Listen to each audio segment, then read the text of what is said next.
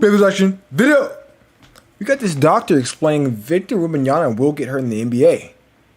Now, we know all NBA players will probably get hurt in their time, but let's see what he has to say about his injury. First off, what are these toes? I hope they're just scrunched up. Wembanyama might be the most can't-miss prospect in the history of pro sports. But I hate to break it to you Spurs fans, because he's almost certainly going to get injured in the NBA. Welcome back, everybody. I'm Dr. Brian Suter, and my goal in this channel is to teach you about the medical side of the world of sports. And today we're going to be diving into these medical and health concerns surrounding Victor Wembanyama. By the end of this video, I want you to think differently about how we look at injury risk in NBA players. And the most important place to start is just by realizing how common injuries are within the NBA. In the 2017, 18, and 19 seasons, there were over 300 unique NBA players who suffered an injury in each of those seasons. Most recently in 2023, this number ballooned up to nearly 400. So we have to just start off and understand with this discussion that injuries are part of the game. We should expect that players are going to get injured, not be surprised when they do. But obviously there's a big risk between somebody tearing their ACL and just missing 1 or 2 games for some back tightness. To understand those risks for a specific player like Wembanyama, I think we have to start off with their injury history. The first big injury for Wembanyama was a stress fracture of his fibula. Now, the concern here is everybody heard, a big man who suffered a stress fracture, because we've all heard about the big men of the past who had these repeat stress fractures or just fractures in their lower body. But with Wemby, it's a different story and not something that I would be concerned about. Why? When you look at the lower leg, in the lower leg there's the fibula, which is the small bone on the outside, and then there's the tibia. The tibia is the big shin bone. This is the bone that carries the majority of the weight through our leg. The fibula bone is just kind of along for the ride. There's a small amount of weight that's transferred through the fibula, but nothing like what we see in the tibia. A tibia stress fracture is a much more significant injury. It's something like what Cade Cunningham was dealing with this past year before he ultimately had surgery. And so hearing about a fibula stress fracture in no way makes me worried about the resultant forces that are being put through. Cade Cunningham broke his leg? What? Lower limb, and this notorious phrase about stress fractures that might scare us based on previous players. Wembanyama is a bust, calling it right now. This isn't like the fracture that Embiid had in his foot or that we've seen in some of these other big men. This is a typically non-weight-bearing bone in the lower leg. That is not a thing we worry about long term. If we scroll higher up, the next injury for Wembanyama was an injury to his psoas. And the psoas is one of the primary hip flexors. It's actually a group of muscles made up of... I don't know about y'all, but I've never heard of this, and I don't even know how you can hurt this. Just me personally. The iliacus, which sits deeper inside right up against the inner portion of the pelvis, and then the psoas major and the psoas minor, and then come down to form a tendon that inserts onto the lesser trochanter in the femur. Whenever you fire these hip flexor muscles, of course, you bring your knee upwards, you bring your knee forward. And a hip flexor injury, something that's been this long before, that's healed, gives me no pause for concern going forward. Okay. We typically will see these injuries in tennis players or anybody who's doing a lot of repetitive, explosive hip flexion. But for a basketball player, to me, this is kind of a one-off type of thing that I wouldn't be worried about having any resultant effects down the road. This isn't something like injury to the cartilage or a joint or a big major tendon that can linger. I see this as just a muscle strain like anybody else can get and not something that we should be worried about. Then along the way, when Wembanyama had a finger fracture, which there's nothing you can do to... Now, buddy, we want to get into the stuff you're talking about is he will get hurt. Everything you're saying is you don't think... You're naming 18,000 injuries. Well, where's the one you think is going to get hurt by? Prevent or try to prehab for finger fractures. And then the final one was a shoulder contusion to his right shoulder. Now, the reporting on this one was a little bit hard to localize, but one report said it was more just a bruise of the shoulder blade, which would honestly be probably the best case scenario here. Sometimes we'll hear about shoulder subluxations or some partial dislocations of the shoulder joint being referred to as contusions or just sprains. And so that would be the only thing that would concern me if that were the case, but I think I saw enough reports that this was just simply a bruise to the bone, a bruise to the scapula. That can take a long time to heal and wouldn't give me concern going forward. So when we look back at Wemby's injury history, there really isn't anything to suggest some major underlying structural problem. There's no history of anything like an ACL tear. There's no history of anything like a meniscus tear or a joint like a knee surgery. As far as we know, there's no hardware in his body that could cause problems down the road. So when I look at his injury history, yes, he's had injuries, But so have all of these kids that are getting through college and through the system here in the U.S. Most of them have gone through some type of injury in their career. Every single person heard about it because they weren't as high profile in any as sport like ever. Wembanyama. Next, we'll get into some injury comparisons. Why don't and the just what ribs I think connect about to the his sternum risk going forward. But first, I want to give a quick shout out to the sponsor of this video. Thank you to Element for sponsoring. Because I don't know about y'all, but my ribs connect all the way to my sternum. Losing 200 million. That's crazy. Electrolytes.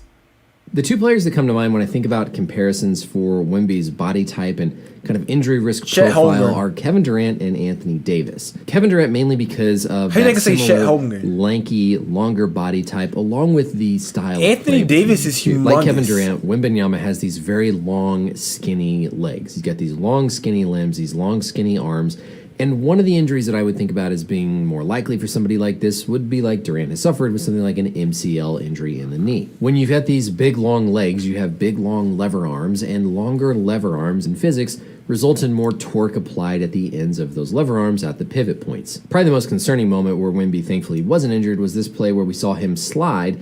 Again, nothing he can prevent. His left foot slid out here on the court, and then he goes down. But look at what happens with his right knee. Damn. That position is going to put an immense amount of load potentially on your MCL. And the longer your limbs are, the longer your legs are, and the thinner they are, the more resultant torque that you can apply through those joints at the end of these pivot points. Also, with Wembanyama being so much taller than everybody else, these contact points where people otherwise might hit him up at the hips or might hit him in the thigh are going to be striking him in the knees because he's taller. The knees are higher up off the ground. And so those impact points are going to be more at the joints, potentially, again, leading to more risk of things like MCL injuries. But those are not season, career-ending types of things. Those are just part of the knocks and bumps that you get with playing NBA basketball. When it comes to someone like Anthony Davis, I think about things like finger jams, finger sprains, broken fingers, because of having such big, long fingers and playing in a way where you're going to be reaching for a lot of passes and a lot of balls. We all remember, of course, this picture comparing Wembanyama's hands to Michael Jordan's. You can see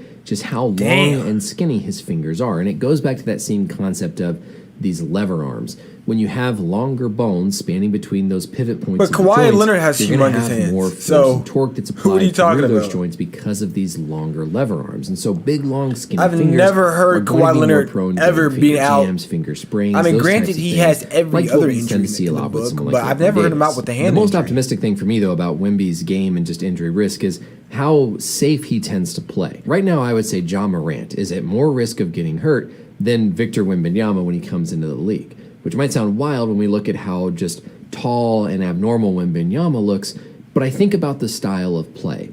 Because oftentimes, remember, injuries occur from some underlying mechanism. What goes up must come down, and the more high risk you play, the more you put yourself in positions to ultimately get hurt. The more you're a point guard and you're doing a lot of jump stops, like we saw happen when Derrick Rose tore his ACL. The more you're doing these certain things that come along with injuries, the more likely you are to get hurt. And we don't see that style of play from Wembanyama. The reason I was so concerned about Zion coming out of college was, again, that style of play. Not just Zion's physical size. It was the combination of his physical size. Well, he could lose some weight. My boy is about 300 pounds. Aggressive moves, the hard moves. But he can lose some weight. Make sure to subscribe on the Red Alerts subscribe. Thank you very much. But again, puts more force through your body, more force through your joints, and puts you in positions where you're more likely to get hurt. With Wemby, we don't seem to see that. We seem to see a more controlled, more kind of graceful, calmer style of play, relying on his skill rather than just this high-flying, aggressive athleticism, which I think bodes really well for him. The last specific thing I want to touch on that, again, is another positive for Wembanyama are all of these warm-up kind of injury prevention videos that we've seen. Of course, this was Wembanyama when he was doing little toe shuffle activities here. We see him How is that warming? What is that doing? Before his warm-ups. He's doing a lot of different work with resistance bands. I honestly think his stability, his core strength, size of his a lot of great things that seem to be centered around this idea of injury prevention or prehab. Doing things before you potentially would get hurt in order to help prevent you from getting hurt and just make your body more resilient. This specific one that we see him doing here, this is hip flexion. This is activating those hip flexor muscles, that iliopsoas that we were talking about earlier. This exercise bro, is he really comes up to working his, what we call that's the the dude right here comes up intrinsic to his muscles in our belly feet. button, bro. Intrinsic meaning inside. But how so within this our dude right, foot, I we have all wonder how kinds of small tall he little is. muscles that help to control the fine movements of our foot. Golly. And generally speaking, the stronger and the more conditioned your intrinsic foot muscles are, the more your muscles are allowed to kind of absorb the impact and load through your foot as opposed to putting it through your joints. So intrinsic muscle strength, good intrinsic muscle function in the feet is really important for overall foot health. So when I look at all this from Wembanyama, I see a young guy that is very aware of the need to be doing things to actively get his body in the best shape possible to prevent injuries. I think they're very well aware of the risk and the history of bigger guys in the NBA and foot injuries, because a lot of this seems to be centered around his feet. So just the fact that he has that mindset already. His feet, I'm worried about his legs, his arms, his chest. Is all extremely positive because we don't always see this in guys coming out of either college or high school. My boy needs to start eating.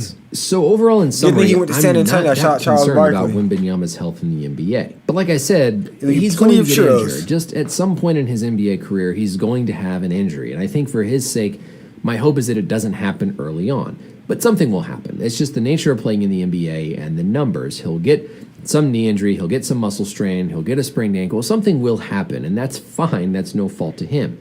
My hope with these younger guys is that it doesn't happen right away, because at some point it will, and I don't want it to happen in the beginning where then he's going to get this label of being injury prone and high injury risk, because a lot of us just see something abnormal. We see the extremes. We see the really short guy, the really big guy, the really tall guy, and we think because they're different, they must be at risk of getting hurt. And of course, if that happens early in his career, that's going to influence the entire narrative going forward.